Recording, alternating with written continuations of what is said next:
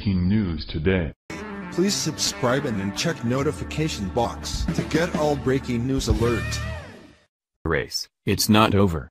Roy Moore could still win.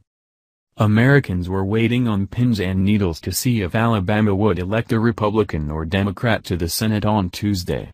The special election was the most closely watched since the earth-shaking presidential election that landed political outsider Donald Trump in the Oval Office. His election has led to some pretty non-traditional moves by the White House and has made liberals filled with anger.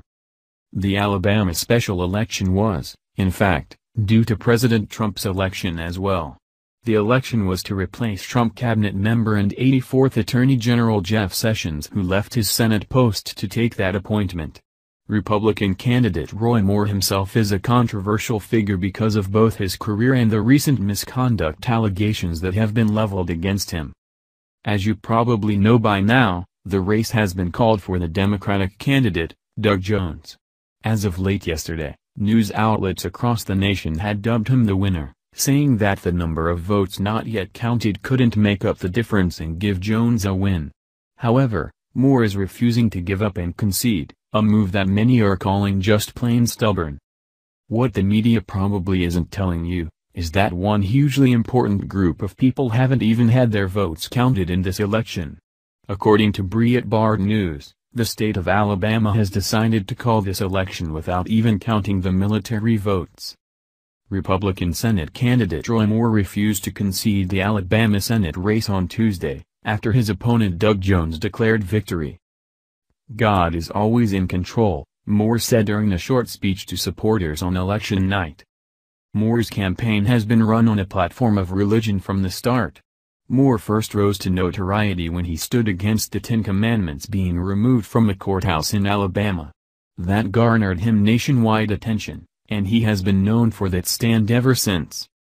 During this run for office, however, Moore has been inundated with allegations of misconduct by a suspicious amount of women who seem to be just now remembering and recounting their interactions with Moore. Some have been proven to be out-and-out lies, and some are still being investigated, but regardless, the timing of these accusations was more than suspicions. This race was always going to be a close one, and any votes not being counted could cause a false win. Election tampering has been a huge topic this year, and yet Democrats seem more than happy to just check this box as a win for Jones, and not give it a second thought. The men and women in the military might have a little different opinion though. The question now is, are there enough military votes to swing the election in Moore's direction? The current law in Alabama requires a mandatory recount when there's a 0.5% margin, but Moore remains 1.5% behind his opponent, Doug Jones, who was declared the winner with 99% in. To give a little perspective on that, current estimates have Moore about 22,000 votes behind Jones. That is 1.5%, with a potential 1% of regular votes, not the military votes in question, not having been counted yet. That means that if the votes for Moore that haven't been counted, plus any military votes cast in his direction make up even 1% difference, the election results could be invalidated.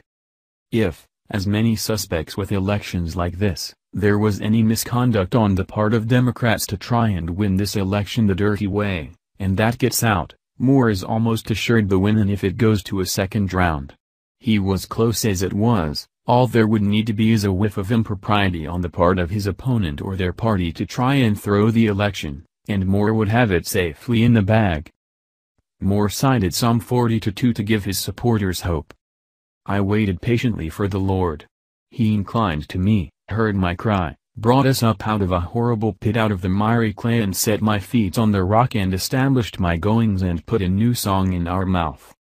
Wait on God and let this process play out, Moore added. A Moore staffer urged supporters to wait, noting that the military votes had yet to be counted. Moore is about 22,000 votes short, but it is uncertain whether the uncounted votes tally up to that number. May God bless you as you go on, give you safe journey, and thank you for coming tonight, Moore concluded. It's not over and it's going to take some time. The election is scheduled to be certified by the Alabama Secretary of State by Christmas, but a recount throws that result into question. No one knows what God's will is for this election, and as it turns out, we might not yet know what the will of the good people of Alabama is either. It's a sad day when we carry on with our election, ignoring those who can't be home to vote because they're out fighting for our freedom. More won't stand for it, and we shouldn't either.